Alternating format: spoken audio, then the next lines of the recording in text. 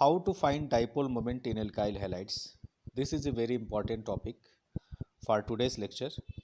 We will learn here that how we will be able to calculate dipole moment in CCl4, CsCl3, CH2Cl2 and CH3Cl.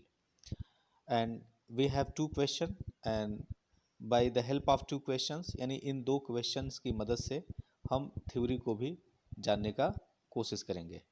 तो देखिए, इसमें हम जानते हैं कि बेटा डाइपोल मोमेंट जो होता है एक वेक्टर क्वांटिटी है। डाइपोल मोमेंट कैसी क्वांटिटी है? वेक्टर क्वांटिटी है। तो डाइपोल मोमेंट जो है, थोड़ा नोट कर लीजिए इसको, ये एक वेक्टर क्वांटिटी है और जो वेक्टर होता है उसका मैग्नीट्यूड भी होता है और डायरेक्शन भी होता है। तो इसको बेटा म्यू से रिप्रेजेंट करते हैं और म्यू इज इक्वल टू होता है चार्ज इनटू लेंथ। ठीक है, चार्ज इनटू लेंथ होता है और इसका यूनिट क्या होता है? डिबाई। इसका यूनिट होता है डिबाई। ठीक है, उसके बाद जो है इसको कैसे हम रिप्रेजेंट करते हैं, तो याद रखिएगा, एरो बनाते हैं और इस एरो पे यहाँ पे एक इस तरीके से बना देते हैं। तो समझिए ये है क्या? ये बेटा है आपका प्लस, है ना? ये देखिए ना, ये प्लस है और इसी से क्या करते हैं आप? इसी प्लस से जो है आप एक एरो जो है आगे की तरफ बढ़ा देते हैं। ठीक है, तो इसकी डायरेक्शन हमेशा प्लस से माइनस एटम की तरफ जो है आप शो करेंगे। ठीक है, तो ये है थोड़ी थ्योरी इसकी। ठीक है, तो आइए देखते हैं कि क्या ऑर्डर बनता है इसमें। पहले हम क्वेश्चन नंबर 1 का देखते हैं।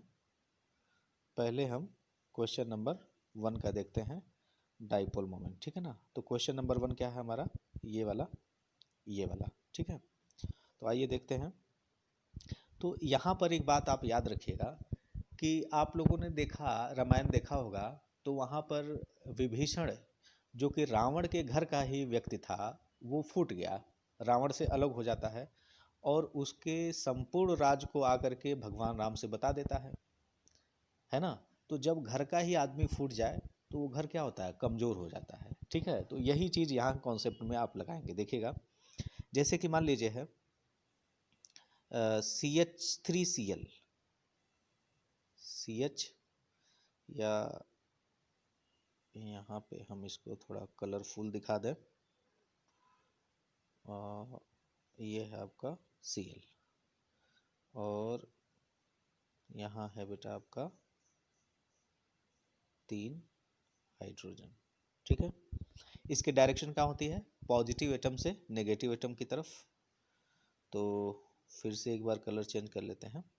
यहाँ देखिए प्लस से माइनस, हाइड्रोजन की इलेक्ट्रोनेगेटिविटी होती है बेटा 2.1 और कार्बन की 2.5। तो carbon is more electronegative than hydrogen, तो इसकी डायरेक्शन क्या होगी? प्लस से माइनस की तरफ, तो ऐसे होगी। ठीक है, इसकी भी कैसे होगी? ऐसे होगी और इसके भी ऐसे होगी। कार्बन क्लोरीन में जो है, कार्बन और क्लोरीन में जो इलेक्ट्रोनेगेटिव एटम कौन है बेटा? बताइए। क्लोरीन ज़्यादा इलेक्ट्रोनेगेटिव है, तो आप इसको ऐसे शो करिएगा। तो हम कार्बन क्लोरीन को हमेशा ब्लू कलर से लेंगे। ठीक है, तो आप देख रहे हैं कि इन तीनों की डायरेक्शन, नीचे वाले carbon hydrogen carbon hydrogen carbon hydrogen, तीनों की डायरेक्शन एक है और कार्बन क्लोरीन की भी ऊपर है, इन तीनों की भी ऊपर है और साथ ही साथ कार्बन क्लोरीन के भी ऊपर है। तो कोई अपोज नहीं कर रहा है यहाँ पे, है ना? कोई अपोज नहीं कर रहा है, तो सब ठीक है यहाँ पे, राइट? अब देखिए बेटा क्या होता है, अब इसमें से कोई फूटेगा विभीषण की तरह। तो ये है आपका कार्बन क्लोरीन और ये है रहा आपका H और CH2Cl2 की बात करता हूँ। बस दो ही समझ लीजिए, एकदम समझ में आ जाएगा आपके। अब बेटा यहाँ देखिए, कार्बन क्लोरीन का जो है मैं रेड कलर से बनाऊंगा। तो कार्बन क्लोरीन का देखिए, ये ऊपर की तरफ जाएगा प्लस से माइनस और कार्बन क्लोरीन का इधर आएगा प्लस से माइनस। ठीक है, अपोज हो गया। यहाँ देखिए अपोज हो रहा है, अपोज स्टार्ट हो गया बेटा, है ना? अपोज स्टार्ट हो गया। यहाँ प्लस से माइनस की तरफ जाएगा, प्लस से माइनस की तरफ जाएगा। तो आप देख सकते हैं कि ये जो है तीनों एक डायरेक्शन में जा रहे हैं, लेकिन यहाँ पे ये क्या बन गया? विभीषण बन गया, है ना? ये बेटा बन गया विभीषण। अब विभीषण बन के क्या किया, ये इसकी जो dipole moment, net dipole moment है, उसमें से क्या हो जाएगा, ये माइनस हो जाएगा, क्योंकि इसकी डायरेक्शन क्या हो गई बेटा, अलग हो गई। उसी तरीके से जब आप CH CH CH CH Cl3 का बनाएंगे तो उसमें 2 क्लोरीन जो है बागी बन जाते हैं, यानी विभीषण बन जाते हैं, तो उसका जो है और भी कम आ जाता है। तो इसका बेटा जो ऑर्डर बनेगा, इसका बेटा ऑर्डर क्या बन जाएगा, सबसे ज़्यादा होगा आपका CH3Cl का, उसके बाद होगा CH2Cl2 का, उसके बाद होगा बेटा CHCl3 का, और CCl4 का तो जीरो होता ही है, ठीक है, वो सिमेट्रिक होता है, इस वजह से CCl4 का इतना कम होता है कि जीरो के बराबर होता है, ठीक है। तो ये ऑर्डर आपका निकल के आता है, ठीक है ना। तो उम्मीद करता हूँ समझ में आ गया होगा आपके, ठीक है। तो मैं इसे मिटा देता हूँ। बाकी कोई दिक्कत आएगी तो आप कमेंट करके हमसे पूछ सकते हैं, मैं कोशिश करूँगा बताने के लिए, ठीक है। उसके बाद जो बेटा आइए देखते हैं दूसरा क्वेश्चन। दूसरा क्वेश्चन है आपका ये, ठीक है, CH3F CH3Cl CH3Br और CH3I में। तो ये हम यहीं देख लेते हैं। देखिए ये बताइए, फ्लोरीन ज़्यादा इलेक्ट्रोनेगेटिव है कि कार्बन। तो फ्लोरीन से देखिए CH3F, तो ये प्लस से माइनस की तरफ जाएगा बेटा, तो इस तरीके से जाएगा। उसी तरीके से CH3Cl का भी होगा, CH3Cl का भी होगा, ये भी इसी तरीके से जाएगा। अब आप ये बताइए, फ्लोरीन ज़्यादा इलेक्ट्रोनेगेटिव है कि क्लोरीन। फ्लोरीन ज़्यादा इलेक्ट्रोनेगेटिव है, तो जब फ्लोरीन ज़्यादा इलेक्ट्रोनेगेटिव है तो फ्लोरीन ज़्यादा पोलैरिटी डेवलप करेगा।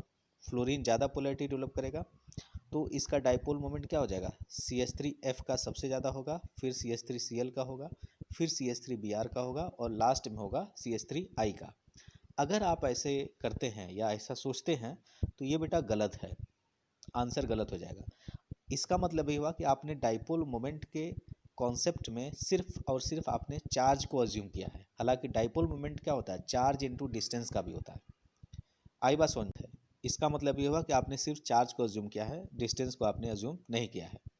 तो इसलिए इसमें जो करेक्ट आंसर आएगा वो आएगा, बता रहा हूँ, वो आएगा बेटा CH3Cl का सबसे ज़्यादा होगा, सबसे ज़्यादा होगा CH3Cl का। देखिए CH3Cl का सबसे ज़्यादा होगा,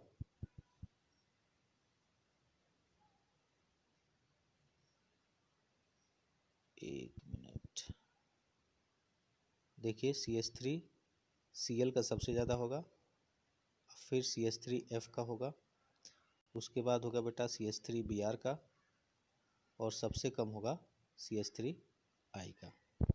तो बस यहाँ पे देख लीजिए CH3Cl का जो है आपका अधिक होगा, क्योंकि इसमें कार्बन और क्लोरीन के बीच का डिस्टेंस जो है वो अधिक हो जाता है, ठीक है ना।